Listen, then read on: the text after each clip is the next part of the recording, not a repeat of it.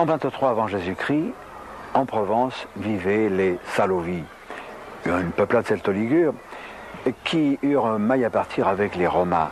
Et nous sommes ici, dans le Jardin de Gracie, près du boulevard Notre-Dame, où se trouvent des vestiges assez extraordinaires. 123 avant Jésus-Christ, 2062 ans plus tard, c'est 1939. Ici, c'est un terrain vague. C'est la guerre, et l'on creuse des tranchées. Et en creusant des tranchées, on découvre ces vestiges de l'époque romaine. Ces vestiges d'Aquasexie, bâtis par le proconsul Sexius, Caius Sexius, qui donne son nom à Aix-en-Provence. Non loin d'ici, à l'époque, j'étais élève à l'école normale annexe. Et le samedi, pendant que mes camarades jouaient au foot, je m'asseyais au pied d'un pin. Et je rêvassais, l'esprit assailli invariablement par des images de la période romaine. Et un jeudi, nous venons, des copains et moi, faire nos fouilles. On commence à tripoter, je joue les archéologues déjà, et je demande à mes camarades de ne rien casser, etc. Puis je les vois partir en courant. Je me retourne, je lève la tête, j'étais au fond de la tranchée, et je vois là un monsieur correctement vêtu de sombre qui me sourit, me dit « C'est bien ce que tu dis à tes camarades, vous n'êtes pas des vandales. » Alors, je lui demande où nous sommes, il me dit « Mais quoi c'est que c'est ?» Il me raconte qu'il y a là des ruines romaines, et que ce paysage est un paysage courant en Provence, où il y avait beaucoup de Romains. Et alors, moi, je me pose la question, je lui dis « Mais à l'école normale annexe, en haut de l'avenue Jules-Isaac, qui ne s'appelait pas Jules-Isaac à l'époque, je vais à cette école normale annexe. Est-ce qu'il y a des ruines romaines? Il me dit, mais il y en a plein. Et à ce moment-là, j'étais extrêmement troublé, parce que je comprenais certaines choses.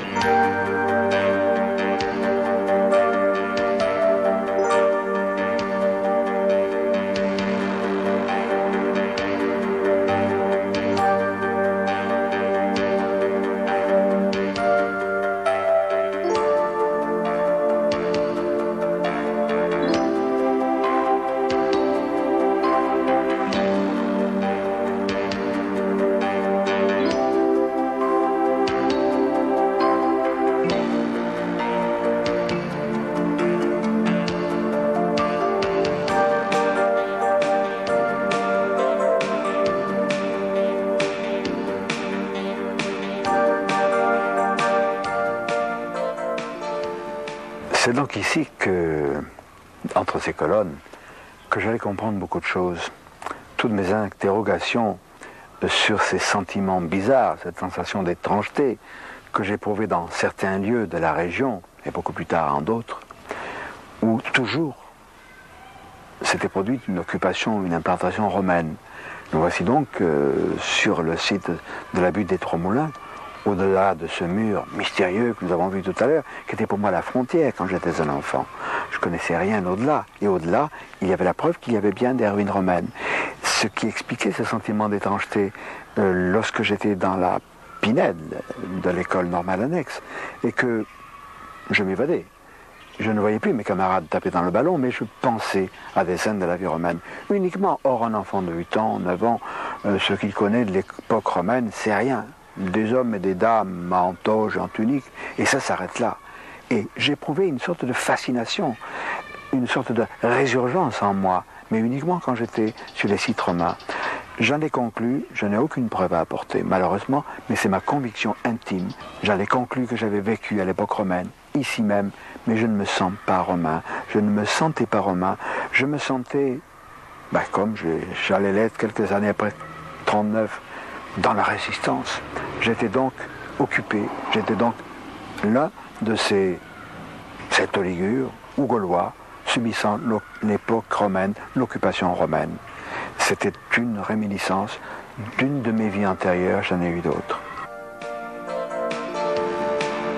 J'ai été aidé dans cette quête des vies antérieures par l'abondance des ruines romaines que l'on trouve à Aix, en Provence et dans sa région. Nous allons aller dans le secteur ouest de la France pour rencontrer un spécialiste de la réincarnation, Jean-Louis Victor. Tout d'abord, je suppose que tout le monde sait ce qu'est la réincarnation. C'est le fait de savoir que la mort n'est pas une frontière, c'est une porte vers une autre réalité, vers l'antichambre d'une autre existence. Jean-Louis Victor est un brillant conférencier, un ésotériste. Il a étudié divers cas de réincarnation. Nous verrons au gré de cette vidéocassette d'ailleurs certains éléments très troublants, dont un très spectaculaire, sur lequel s'est penché Jean-Louis Victor. Et Jean-Louis a aussi composé, réalisé une cassette audio, d'une musique très astrale, très éthérée, qui facilite la concentration.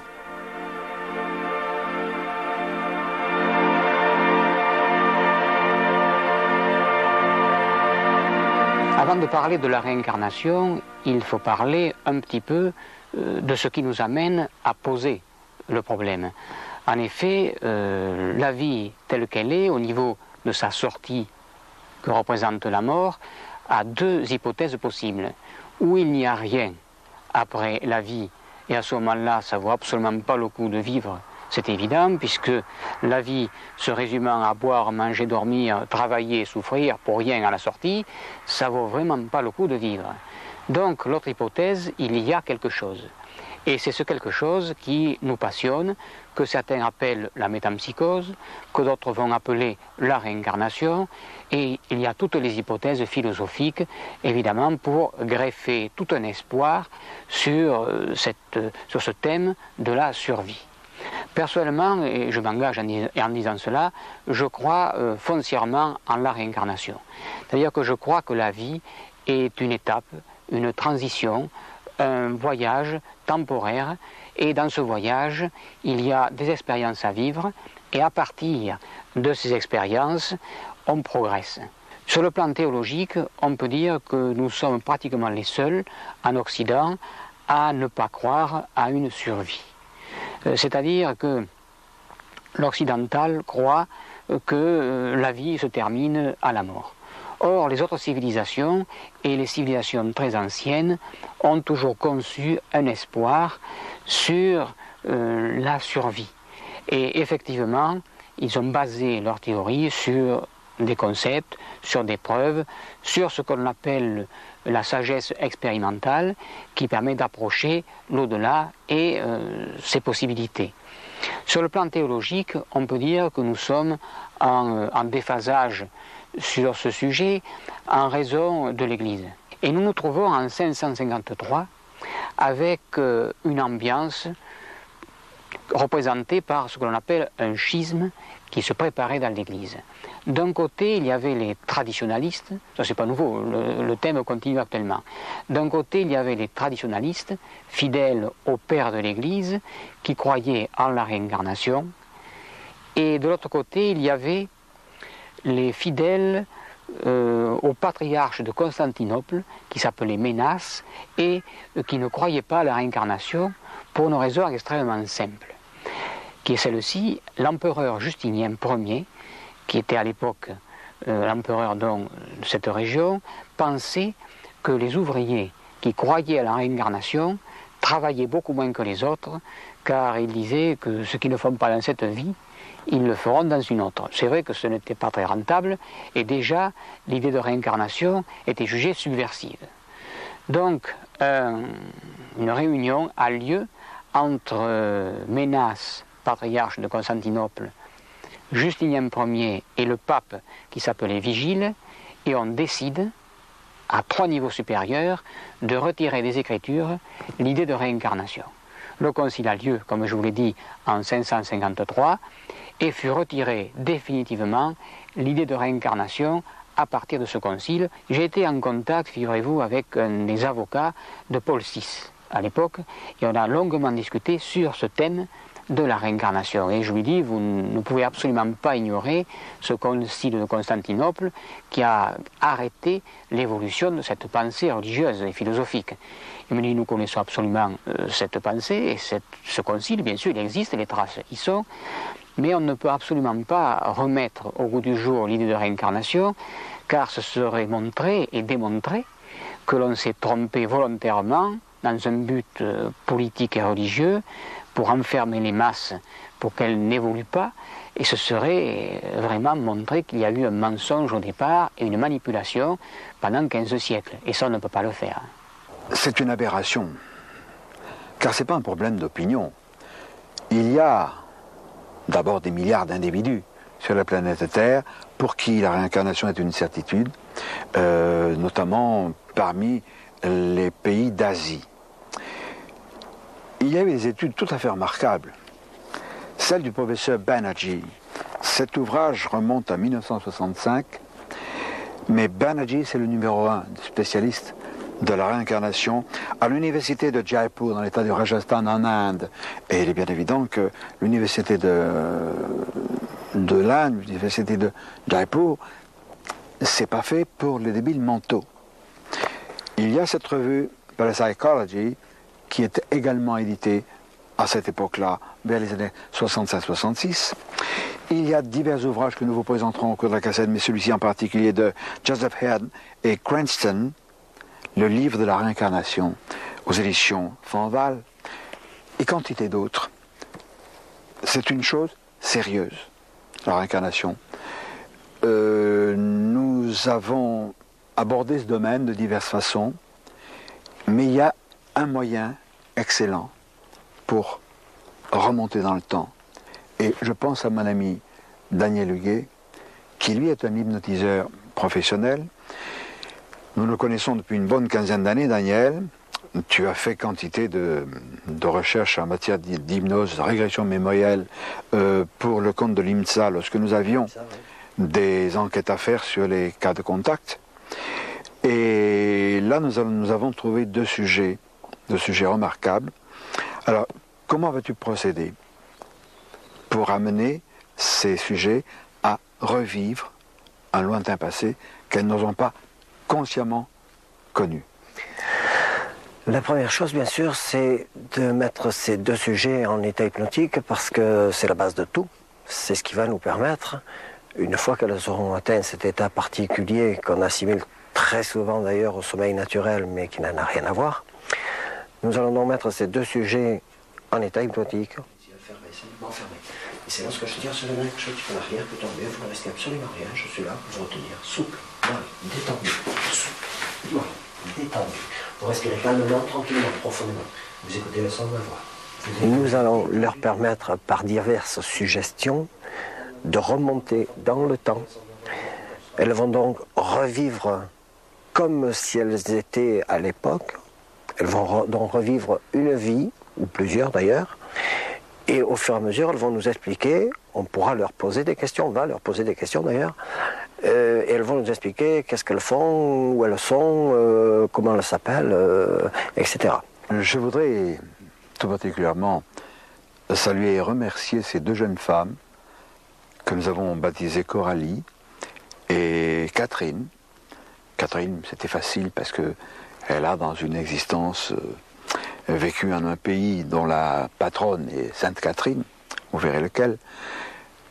Je voulais les remercier aussi et les féliciter, car il faut avoir beaucoup d'honnêteté intellectuelle et du courage aussi pour se soumettre à ce genre de recherche qui est extrêmement riche en résultats. Bien sûr, cette séance que vous allez voir, nous l'avons filmée il y a peu de temps, il y a quelques semaines. Nous n'avons pas eu le temps matériel de faire des recherches pour voir si ce que dit Coralie ou ce que dit Catherine peut être vérifié dans l'histoire. Nous allons nous y efforcer, ça va nous demander du temps. Mais je crois qu'il y a une certaine spontanéité dans cette recherche effectuée par Daniel Huguet sur ces deux jeunes femmes, auxquelles je dis encore merci et bravo. On y va. C'est toujours un doigt comme ça. Hein? Allez. Vous respirez calmement, tranquillement, profondément, vous écoutez toujours le son de ma voix, vous ne pensez à rien. Les muscles du corps sont relâchés, votre corps est chaud, votre corps est lourd. Vous glissez, vous basculez dans un sommeil particulier, très particulier. Et là, vous dormez profondément, vous écoutez le son de ma voix, vous ne pensez à rien, les muscles du corps sont relâchés, votre corps est chaud. J'essaie généralement de mettre les gens en dehors et en spectateur parce qu'il se trouve que des fois les gens vivent des choses très intenses et Ils se mettent à pleurer, à bouger, à avoir des crises de nerfs. Donc j'essaie, moi, quand je fais une régression comme ça, de mettre mes gens à l'extérieur en disant, vous voyez le film de votre vie. Vous êtes à l'extérieur, quoi qu'il arrive, vous ne risquez rien. Vous continuez toujours de dormir profondément, et puis vous allez reprendre maintenant. Vous allez retourner voir votre pendule. Vous pouvez me dire l'année. 1812. « 1812 Avant. Avant Jésus-Christ, alors. Oui. Quel pays? L'Égypte. C'est l'Égypte. Votre nom? Tétis. Pardon? Tétis. Tétis, T-E-T-I-S. Oui. Oui, Tétis. Il y a un prénom, un truc comme ça, non? C'est mon prénom. C'est le prénom. Et le nom, donc? Je sais pas. Vous n'avez pas de nom? Je suis Tétis. Tétis, c'est tout. Ouais. Vous avez quel âge? J'ai 12 ans. Vos parents s'appellent comment? Je ne les ai pas connus. Ce sont des esclaves. Vos origines, c'est... Vous êtes d'où? Nubienne. Mon maître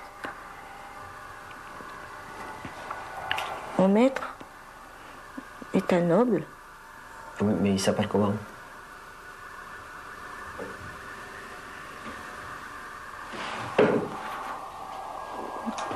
Encore. Comment? Encore. Je m'occupe de son fils. Et son fils, il a quel âge?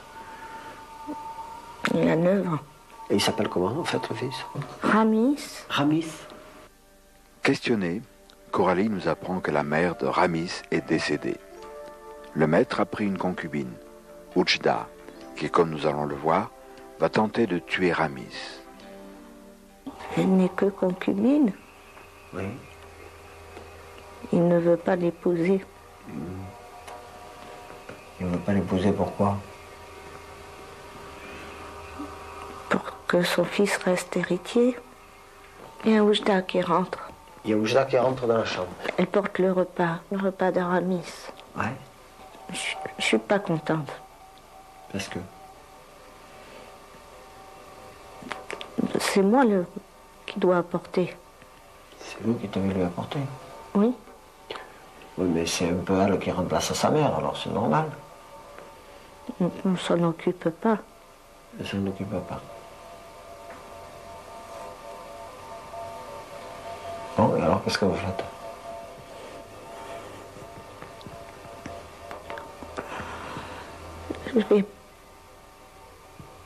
Je vais goûter les plats.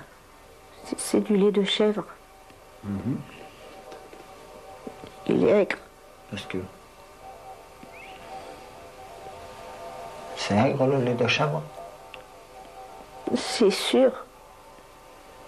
Mais pas aussi aigre. J'ai des crampes. De suite là? Juste en buvant le gorgée? Non.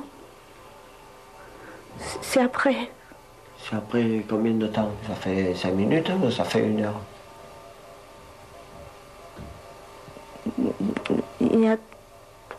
C'est la nuit maintenant. Ramis, il a bu aussi? Non. J'ai renversé la coupe. Vous êtes guéri ou pas? Non. Je crois que je suis plus. Vous allez reprendre le pendule. Oui. Et puis ce pendule va marcher dans le bon sens, le sens normal, plus à l'envers, mais dans le bon sens. Elle va tourner très très très vite, elle va revenir pour s'arrêter le 24 septembre 1992. La pendule se met à l'heure exacte. La pendule se met à l'heure exacte et maintenant vous lisez l'heure qui est sur la pendule. Midi 30. À votre réveil tout à l'heure, vous n'aurez aucun souvenir de de tout ce que vous avez dit, de tout ce qui s'est passé, etc. Votre sommeil s'allège. Je compte 2, vos esprits vous reviennent. Ils vous reviennent de plus en plus, vous allez sortir de cet état en pleine forme, calme, détendu, reposé, relaxé, complètement relaxé. Parce que je dis 3, gentiment. Et là, les yeux s'ouvrent tout seuls, gentiment, doucement. Tout doucement, tout doucement. Et vous sortez de cet état en pleine forme, calme, détendu, reposé et relaxé. Je suis là. Détendu, détendu. Toujours. Ça va? C'est bon? Vous pouvez bouger. Après, vous me dites ce quoi vous vous souvenez. De quoi vous vous souvenez? Comme ça, pas tout en détail si vous vous souvenez de tout, mais qu'est-ce que vous avez? De l'horloge. D'une horloge. C'est déjà pas mal. Nous allons passer à une autre vie antérieure d'une autre personne, parce que Coralie, de même que l'autre personne que nous avons baptisée Catherine, nous a raconté, hors caméra, plusieurs de leurs vies. Nous avons fait un choix. Et là, nous allons assister à un autre genre de vie, qui était très différent. Et Daniel, avant que nous voyions cette expérience, le sujet a parfois des réticences. Effectivement, les sujets gardent toujours un petit peu de conscience de ce qu'ils sont actuellement. Et sous hypnose, ils ont la possibilité de filtrer quand même un petit peu ce qu'ils nous racontent. Ce qui fait que lorsque je dis à Catherine quel est votre prénom ou quel est votre nom et qu'elle refuse de nous le dire, c'est parce qu'elle est en train de vivre quelque chose de tellement important et qui la bouleverse tellement, sans déflorer le sujet, elle est en train de tirer sur des gens, c'est un homme, elle est soldat, il est en train de tirer sur des gens, et ça, à côté de dire son nom, c'est nul. Donc le nom, j'ai pas envie de vous le donner, monsieur, c'est tout, ça s'arrête là, quoi. Alors maintenant, sur cet écran, va apparaître la pendule, votre pendule. Votre pendule ovale, avec les aiguilles noires et les chiffres romains. Il y a toujours quelque chose qui se met devant. C'est quoi? Des images. Quelles images?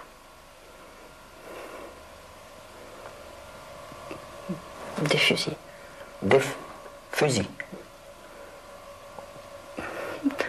Oui. Non, je suis là. Attendez. C'est bien. Comme ça, détendu. Vous êtes dans un film. Simplement un film. Et à partir de maintenant, quoi qu'il se passe dans ce film, vous êtes à l'extérieur. Et vous êtes là en spectatrice. Aucune émotion d'aucune sorte, détendue. De quelle année?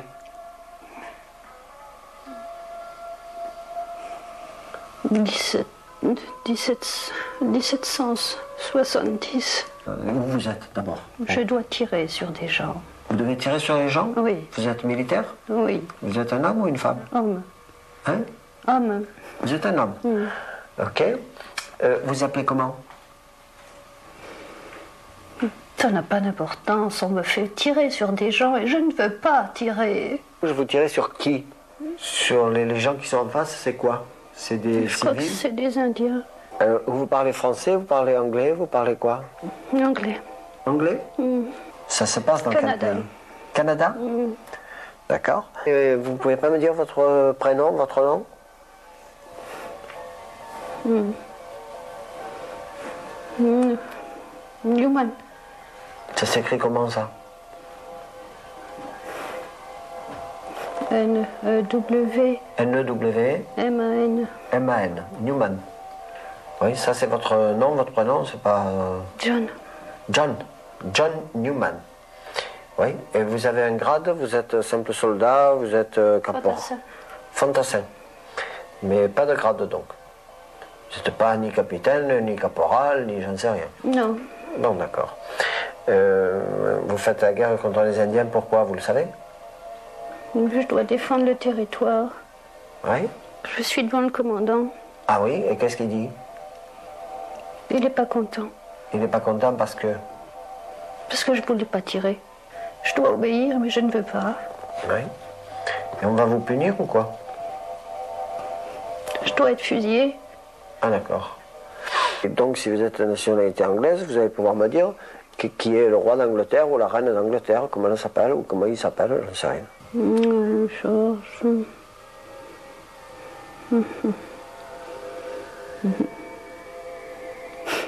Georges III. Georges III. Jean-Louis Victor, tu as eu la chance de faire une enquête, de faire des recherches, parmi les nombreux cas sur lesquels tu t'es penché, sur un sujet vraiment extraordinaire, doublement extraordinaire parce que cet homme dont nous allons parler était un modeste mineur de fond. Il s'agit de Augustin Le Sage. Alors ça, c'est fabuleux. Oui. L'histoire d'Augustin Le Sage fait partie des grandes preuves appuyant l'idée de réincarnation. Le Sage est né en 1876 et mort en 1954. C'est donc très récent. Et ma grand-mère maternelle, qui était Jeanne de Laval, a étudié ce cas. Toute une équipe, dont le docteur Rosti, le professeur Charles Richet, qui était prix Nobel de médecine, a étudié ce cas. Un cas extrêmement curieux. Il est donc né en 1876 dans le nord de la France, région du Pas-de-Calais. Jusqu'à l'âge de 35 ans, rien n'est venu troubler sa vie.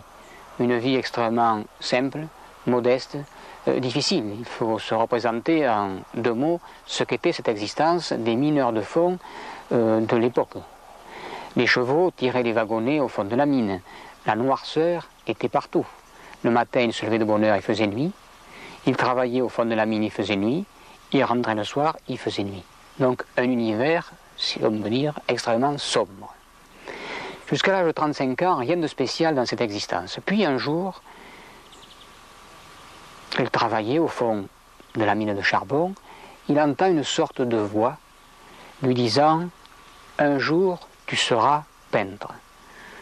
En termes de métier, on appelle cela de la clairaudience. Mais il ne comprenait pas ce terme, il ne savait pas ce qui se passait. Un jour, tu seras peintre.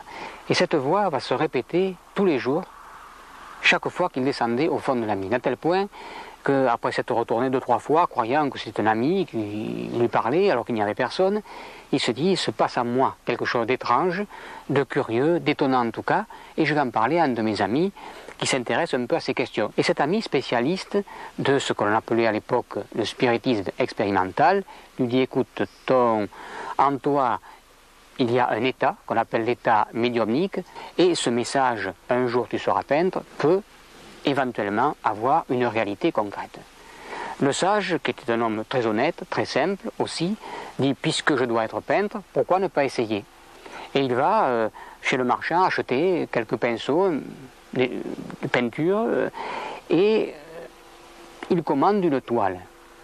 Dans la commande, le marchand se trompe, et au lieu de lui livrer une toile toute petite, de la grandeur d'une feuille de papier canson, 21-27, pour essayer en tout cas, on lui livre une toile qui faisait 3 mètres sur 3, c'est-à-dire 9 mètres carrés. Quand il voit cette toile livrée, il la déroule, il la fixe par conscience sur le mur de sa cuisine, et il s'étonne en disant, est-ce que je vais badigeonner ou est-ce que je vais peindre? Et c'est à ce moment-là que son ami qui s'intéressait au spiritisme était là, commence à déboucher les couleurs et lui dit, attendons.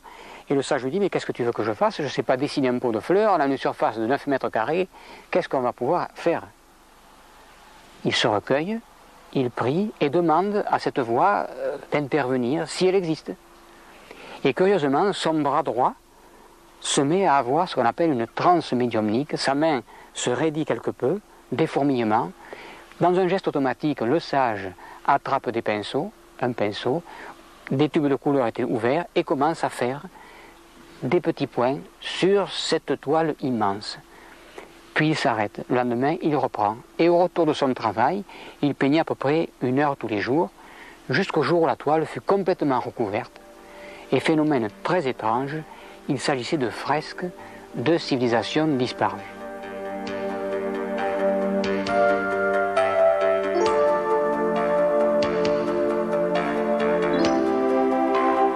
Il a fallu d'ailleurs des égyptologues érudits pour traduire le contenu et le message des toiles de Le Sage.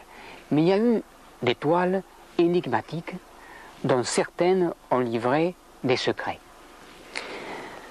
Une d'entre elles s'appelle la moisson égyptienne. Une dame vient le voir, qui ne connaissait pas, et lui dit « Écoutez, monsieur le sage, j'aime le travail que vous faites, il m'intéresse, et j'aimerais acquérir cette toile. » Le sage ne vendait pas les toiles, il les donnait. Et il dit « Écoutez, je vous offre cette toile, je vous la donne. » Cette dame, consciente de l'œuvre et de sa valeur, lui dit « Écoutez, je ne peux pas accepter cela, en compensation, je vous offre un voyage en Égypte. » Le sage s'en va en Égypte, visite tout ce que l'on peut voir dans ce merveilleux pays, la vallée des rois, la vallée des reines, les tombeaux, les pharaons, les fresques égyptiennes.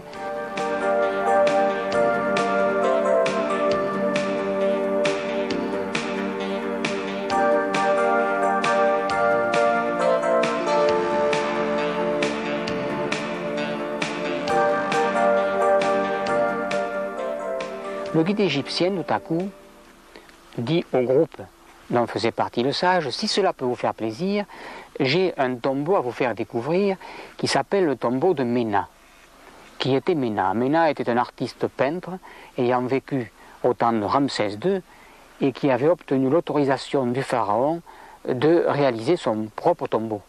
Ce tombeau venait tout juste d'être ouvert et découvert et ouvert à la circulation des touristes. Personne ne l'avait vu, il n'existait aucune reproduction extérieure sur le plan des journaux par exemple. Le sage et son groupe font partie des premiers invités en quelque sorte ayant eu l'autorisation de descendre dans le tombeau. Quelle ne fut pas la surprise de le sage lorsque, à peine descendu au fond du tombeau, il retrouve la fresque de la moisson égyptienne qu'il avait lui-même réalisée avant de partir en Égypte. Il faut quand même, je crois, demander à le sage ce qu'il pensait de ce choc qu'il a reçu dans cette preuve en Égypte. Le sage pensait qu'il était la réincarnation de Ména. En tout cas, sur la réincarnation, l'avenir est là pour montrer qu'il y a une autre réalité, au-delà de l'apparence, au-delà des structures et au-delà de la vie quotidienne. Augustin le Sage nous a entraînés en Égypte comme narrateur. Nous allons y retourner dans peu de temps avec un personnage exceptionnel que tout le monde connaît. Du moins, on le connaît en tant qu'illustre créateur de mode. On le connaît comme créateur de parfums. Paco Rabanne, mesdames, messieurs, tout le monde connaît ce personnage exceptionnel. Il est aussi écrivain. Il a publié un ouvrage, Trajectoire, aux éditions numéro 1. Trajectoire, c'est la trajectoire de ses vies. Ces vies qui ont été illustrées par le peintre Roger Roux. Ah, c'est fantastique.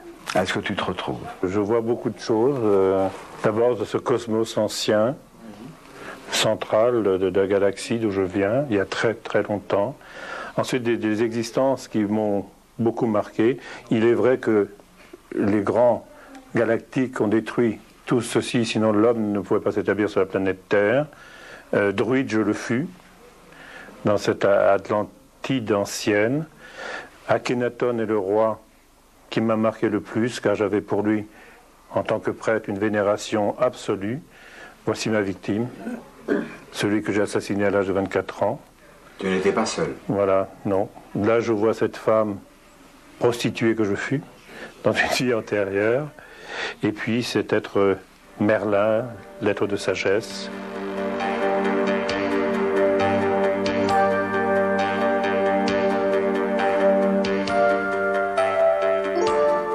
Je ne détiens aucune vérité, écris-tu, je ne suis pas un prophète, je ne propose aucun système, aucun dogme, mais je suis un témoin. Et je veux faire partager mon expérience et peut-être inciter les gens à explorer également leur intérieur pour progresser vers la lumière. Paco Rabanne, dans ton ouvrage, je découvre une chose étonnante, ta première expérience à l'âge de 7 ans. Oui, cette expérience a été d'autant plus incroyable et extraordinaire que j'ai vécu dans mon enfance dans un milieu très matérialiste. Ma mère était une femme révolutionnaire espagnole, terriblement athée, matérialiste, presque fermée à tout ce qui était religion. Et donc dans ce milieu-là, il m'est arrivé des choses absolument incroyables, inattendues, qui m'ont obligé de changer radicalement de philosophie, de conception de l'univers qui m'entourait, parce que j'avais un problème physiologique ou physique quand j'étais enfant. Je n'arrivais pas à trouver le sommeil. Et un jour, à l'âge de 7 ans, j'étais décidé de faire quelque chose parce que je souffrais trop dans ce lit et que dans cette nuit trop longue, et je me suis dit, je vais arrêter le temps. Comme ça, je vais arrêter le temps. Et donc, comme ça, le temps ne me fera plus cette souffrance. Et j'ai cherché dans mes souvenirs comment arrêter le temps. Je me suis dit, si je faisais taire le mental, si j'écoutais le battement de mon cœur, je rythmais ma respiration. Alors j'ai commencé à faire cela. Et puis, instinctivement, intuitivement même, j'ai appuyé avec les paupières sur l'iris des yeux. Et en faisant ça, je ne savais pas, comme m'a dit plus tard un médecin, que l'on crée un coma, un semi-coma. Et en faisant cette gymnastique intérieure, brusquement, le temps s'est réellement figé. J'ai été pris dans une chape de plomb, des milliers de tonnes qui me pesaient sur le corps, mais j'ai pas eu le temps d'avoir peur parce que j'étais brusquement projeté à une vitesse incroyable dans un espèce de tube argenté. Et comme une espèce de toboggan, je me suis retrouvé très haut, là-haut, dans un ciel très lumineux, très loin du corps, et je voyais très loin en bas mon corps allongé à côté du lit de mon frère qui lui dormait paisiblement, et ce fil d'argent qui me reliait à ce corps qui ondoyait comme ça dans l'espace. Autour de moi, il y avait un silence incroyable et une beauté de nature, c'est-à-dire un ciel d'un bleu profond et des étoiles énormes. C'était magnifique. Mais comme j'ai eu très peur, c'était la Bretagne, j'avais 7 ans, on parlait de Corrigan, d'elfes, etc. Et j'ai eu peur qu'on s'empare, que quelque chose s'empare de mon corps pendant mon absence. Et j'ai demandé à ce corps physique de faire un mouvement, le bras a bougé. Et j'étais réintégré dans le corps, comme ça, avalé par le corps, mais avec beaucoup de difficultés, parce que le corps énergétique est plus grand que le corps physique. Et on rentre comme dans une chaussure trop étroite. Ça m'a troublé. J'en ai parlé à ma mère qui m'a dit « Oh, tout ça, c'est un imaginaire. Si tu continues comme ça, tu vas venir dire fou. » Or, ma grand-mère, qui m'élevait également, était une femme très pieuse, une femme basque, qui connaissait tous les secrets des plantes, qui m'avait beaucoup appris des choses sur comment soigner les gens, les plantes, les pouvoirs de certains éléments, etc. M'a dit « Tu as eu une grande chance, maintenant tu vas me jurer de ne plus en parler à personne, car c'est ton jardin secret, les gens vont rire de toi, c'est très important, n'en parle plus. » Et ce qui est formidable, c'est que j'ai fait cela très souvent. Et j'étais projeté dans des scènes, dans des pays étranges, où il se passait des tas d'événements que je ne pouvais pas situer. J'avais 7 ans, c'était en Bretagne. À l'époque, la télévision n'existait pas, je n'avais aucune iconographie. Et j'ai vu des scènes très étranges dans des moments historiques différents, où le personnage central était toujours le même. Je me suis rendu compte avec terreur que c'était moi. J'étais le personnage central d'aventures très précises et je pouvais les reprendre, c'est-à-dire ce n'était pas du rêve imaginaire, puisque quand je repartais, je réintégrais dans le corps, j'avais souvenir de ça, mais je ne pouvais plus les voir, et quand je ressortais du corps, je pouvais les revoir, là où je les avais arrêtés. Et ça a été très très étrange, et je me suis aperçu, donc à l'âge de 7 ans, malgré ce que disait ma mère, c'est-à-dire qu'il n'y avait qu'une vie matérielle sur la terre, etc., que j'avais eu beaucoup de vie dans le passé.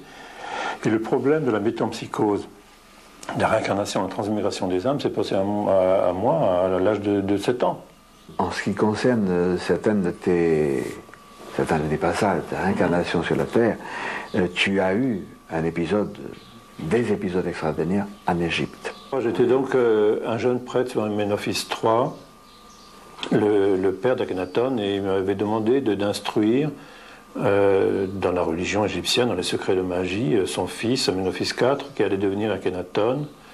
Et c'est là que je me suis pris d'amitié pour Akhenaton, d'amitié et de ferveur, parce que c'est un homme prodigieux. Et ce qui a mis en fureur les prêtres de Thèbes, c'est que lorsqu'il a construit Tel Amarna, j'ai emporté du temple de Thèbes, qui est un trésor qui était fabuleux, qui était caché dans le naos de Thèbes, c'est les portes de Réchalque.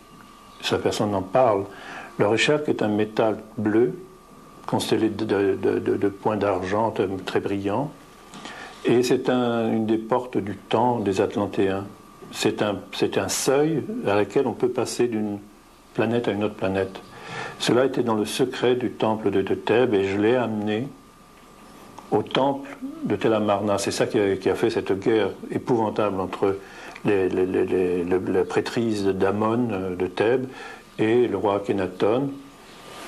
Et lorsque Akhenaton a été trahi par Néfertiti, j'ose le dire parce qu'était quand même, point de vue sexuel, Akhenaton n'était pas un dieu, et qu'Ohenreb était très belle, et Ohenreb était un homme formidable, son général, et lorsqu'il a trahi le roi avec les prêtres d'Amon, et qu'Akhenaton a été abandonné dans le désert, à sa mort, ils ont pris son jeune frère Toutankhamon, qui est devenu Toutankhamon, et qui est revenu à Thèbes. J'ai fait allégeance aux prêtres d'Amon, car j'étais à l'époque très âgé, et un homme d'un grand savoir, et j'avais occulté les portes, ces fameuses portes d'Orichalque, et les prêtres d'Amon voulaient absolument s'emparer de ce trésor. J'ai pas voulu, je leur ai pas dit où. Et j'étais un des 12 prêtres qui avaient assassiné Toutankhamon, et je m'en souviens très bien encore, à cause de sa traîtrise, car à cette époque-là, il y avait la loi du talion. Donc, d'ailleurs, à la cour d'Akhenaton, il y avait un jeune égyptien que j'ai initié également, et qui s'appelait Ossissé. Ossissé, Akhenaton allait l'appeler plus tard Sauvé des eaux. Moïse. Paco Rabanne nous a parlé de l'une de ses vies en Égypte. C'était hier, 3500 ans. C'est pas vieux. Évidemment, d'ores et déjà, cela fait tiquer la jante officielle de la science, les rationalistes aussi. Je rappellerai tout de même que le terme d'Atlantide, qui n'était pas le véritable nom de ce continent englouti, est connu depuis Platon, qu'il le tenait de Solon, qu'il le tenait d'un prêtre plus ancien encore. Donc il y a quand même des traces dans le Timée et le Critias. Nous allons aller plus loin, puisque l'une des vies de Paco Rabanne s'est déroulée en Atlantide. Et il y a eu 3 voyages. Et mon voyage était le dernier. Celui qui devait fonder la première civilisation atlantéenne. Et lorsque nous sommes arrivés sur la planète Terre, il y avait eu génétiquement des monstres qui avaient été créés. Il y avait vraiment des centaures. Minotaures existaient. Et nous avons passé le temps à détruire tout ça, à nettoyer la race. Nous étions des nazis atlantéens. Des eugénistes. Voilà. Et nous avons fait ce nettoyage. Or, tu sais, la loi de l'un est une obligation. Si tu crées des crimes sur une planète, tu es obligé de revenir. Avec la franchise qui le caractérise, Paco Rabanne nous a parlé des crimes qu'il a commis dans un lointain passé. Nous sommes tributaires d'une loi karmique, le karma, c'est-à-dire la chaîne de nos existences, où nous avons commis parfois des actions regrettables, punissables, et il faut payer. Mais de là à en conclure que, par exemple en Inde, où se trouvent malheureusement des centaines et des centaines de millions de pauvres gens, qu'il faut les laisser crever parce que c'est ainsi, et plus vite ils mourront, plus vite ils seront réincarnés. Non, non, parce que nous savons aussi que les réincarnés, c'est-à-dire vous, moi, notre devoir est aussi d'aider notre prochain. Ça aussi c'est une loi. Et d'ailleurs, Jean-Louis Victor va nous en parler en savoir et connaissance. On peut dire que l'on ne meurt pas, car l'énergie ne meurt pas. Elle va se transformer. Sur le plan concret, comment cela se passe? La réincarnation, on l'a vu, est une étape pour la survie. En termes clairs, notre vie sur Terre est un passage. Ce passage nous amène des expériences, avec des réussites, avec des échecs. À partir de ce moment-là, la mort donne le bilan. Et c'est avec ces matériaux positifs et négatifs qu'on va rebâtir dans une autre forme, nous offrant des expériences à la fois continuelles, si l'on peut dire, en continu de ce qu'on a vécu avant, et de nouvelles expériences, on va bâtir une autre vie. Si on veut être plus précis, on peut dire que notre destin est fonction de deux équations. La première, un suivi par rapport à notre vie passée. C'est-à-dire que nous avons ce que l'on appelle des dettes karmiques. Le mot karma veut dire destin.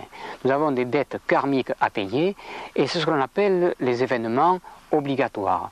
On ne peut absolument pas échapper à un événement obligatoire. Il y a en effet un prédéterminisme biologique, physiologique, énergétique et karmique. Notre destin est donc fonction, d'une part, de ces obligations karmiques, dettes du passé, et nous devons vivre de nouvelles expériences, de nouvelles rencontres, pour voir notre capacité de réaction face aux nouveaux événements. Et c'est là qu'il ne faut pas, comme l'on dit, engendrer de karma, c'est-à-dire il ne faut pas, au travers d'une nouvelle expérience de vie dans un autre corps, réagir négativement pour avoir ensuite des conséquences à payer. Autrement dit, il ne faut pas dans sa vie contracter de nouvelles dettes karmiques. Alors l'évolution est progressive, il n'y a pas de régression dans la réincarnation. On peut redoubler une classe, c'est-à-dire redoubler une vie dès l'instant où les exigences ne sont pas bien remplies. Autrement dit, la réincarnation est un contrat. Ce contrat est extrêmement précis, avec un prédéterminisme extrêmement rigoureux à tous les niveaux. Quelle est la part de liberté dans la vie? La liberté est fonction de la conscience. On est libre autant qu'on est conscient. C'est-à-dire que plus on est conscient, plus on est libre de constater, de juger, de réfléchir, mais on n'est pas libre de changer un événement. Si tout le monde pouvait changer les événements, ça serait le grand chaos sur Terre, déjà que c'est le chaos quand même, alors imaginez les conséquences. Donc la loi de la réincarnation est une loi avec une morale et une justice cosmique extrêmement rigoureuse qui fait la balance entre ce que l'on fait et le prix à payer pour ce que l'on fait. Jean-Louis Victor nous a donc parlé de la loi karmique.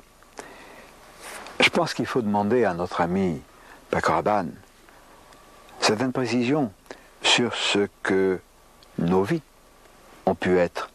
À savoir que nous semblons un peu trimballer avec nous de siècle en siècle, ou d'incarnation à incarnation, certaines caractéristiques concernant nos vies passées. Alors, c'est un peu surprenant. Paco Rabanne a fait des recherches. Il ne se contente pas d'avoir des souvenirs de ceux qu'il a été. Il a fait des recherches à travers les incarnations d'autres personnes, parmi ses proches, ses amis. Et il a pu constater que des caractéristiques surgissent, qui éclairent nos existences passées, ou du moins ceux que nous avons été dans nos existences passées. C'est quel personnage? C'est le dernier pharaon d'Égypte, donc c'était l'an peut-être 100 ans après la destruction de l'Égypte par les Romains, donc après la naissance du Christ, et c'était un pharaon très pauvre puisque son cercueil est en bois, avec une simple petite peinture comme ça sur le couvercle. Et c'est ce même ami pilote de cette capsule atlantéenne il y a 75 000 ans qui me l'a amené en disant: écoute, je viens de te voir sur un livre, la Bible de Chouraki, regarde, c'est toi. Et je trouve que c'est assez incroyable. Cet homme, bon, il a dû mourir vers 45 ans. Moi, j'en ai 60 maintenant. Tu as raison de dire qu'on revient avec très souvent une bonne ressemblance. Je crois, parce que j'ai essayé de comprendre le pourquoi des réincarnations, parce que je voyais que dans une même famille, alors que ma mère me disait que, à cause de la dialectique marxiste, que s'il y avait des différences entre les gens, c'était à cause du milieu social, économique, affectif, etc. Je voyais dans le même clan familial des gens totalement différents. J'ai essayé de comprendre pourquoi, parce que ça contredisait cette théorie marxiste, et je me suis aperçu que les gens n'avaient pas une conformité physique, alors nés du même père, même mère, ils n'avaient pas ils avaient trois choses tellement différentes: les yeux, l'horizontalité des yeux, le lobe des oreilles et la grandeur des mains. Et je me suis aperçu que les gens les plus sages, les plus intériorisés, avaient les yeux horizontaux et les lobes d'oreilles très longs, et également de grandes mains. Et peu à peu, j'ai fait de la physiognomonie sans le savoir. Je me suis aperçu que les gens qui sortaient de l'animalité, qui avaient très peu de vie humaine, avaient les yeux comme la bête, les yeux avec un angle comme ça aigu. Et au fur et à mesure de l'incarnation, l'œil devenait horizontal et l'iris était soleil levant, soleil à midi, soleil couchant. Et de la même façon que les gens qui ont le lobe des oreilles très long, les gens intériorisés, les gens qui ont le lobe des oreilles très court, ce sont des gens très dynamiques, des battants avec la vie. De la même façon que les gens qui avaient des petites mains étaient des gens qui n'avaient pas vécu très longtemps dans la vie passée et qui avaient un comportement sensoriel, sensuel très particulier. Par exemple, une femme ou un homme qui ont de petites mains, donc sont morts enfants et ont besoin du contact des autres, des caresses, en amour, d'être terriblement entourés, alors que la personne qui a de grandes mains, qui est donc morte très âgée dans une vie passée, a une espèce de détachement de l'amour ou d'intellectualisation de l'amour et non pas un côté physique. Et tout le comportement des gens peut se lire dans le visage par cette trois lectures des yeux, des oreilles et des mains. Et c'est comme ça que je peux voir si une personne en face de moi est une personne qui sort de l'animalité, qui a très peu de vie passée, ou au contraire quelqu'un qui a une vie, qui a des vies très longues dans le passé, donc qui a cette sagesse, qui peut retrouver en lui des tas d'éléments, qui est donc dont le voile d'Isis s'est levé, et donc il peut retrouver les passages entiers de ses vies antérieures.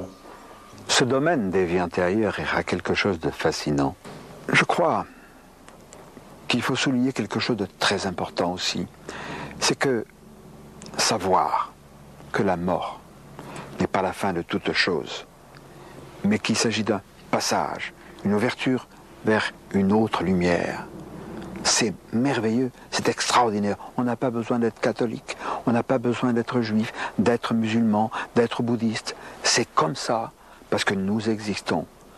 Alors, il faut croire les Tibétains, lorsque le rite du Bardo Thodol est fait, accompagné en quelque sorte par des paroles de réconfort et d'encouragement, le mourant, et ensuite, quand il est passé de l'autre côté, on l'accompagne encore un peu, parce que lui, il va connaître la lumière. Nous allons continuer de rester sur la terre, comme le dit Prévert, qui est parfois si joli, mais qui a aussi un bon nombre de tares. Mais c'est encourageant. Alors, ce ne sera pas ma conclusion. Ma conclusion, je vais la demander à Jean-Louis Victor, qui va nous parler de sa merveilleuse grand-mère, à laquelle il doit beaucoup, et ne serait-ce que cette très belle conclusion. À bientôt. Il y a eu 3 grands médiums dans ce siècle avec des talents différents. En peinture, il y a eu Augustin Le Sage. Sur le plan de la médiumnité littéraire, poétique et scientifique, il y a eu Jeanne Laval, qui était ma grand-mère maternelle. Et sur le plan des guérisseurs, il y a eu Alalouf, qui a été un très grand guérisseur de notre région. Et Jeanne Laval, pour la réincarnation, puisque tel était le sujet de l'entretien, disait ceci: « Ne dites point qu'ils sont perdus, tous ceux dont vous pleurez la fuite, ils sont partis à la poursuite d'anciens rêves interrompus. »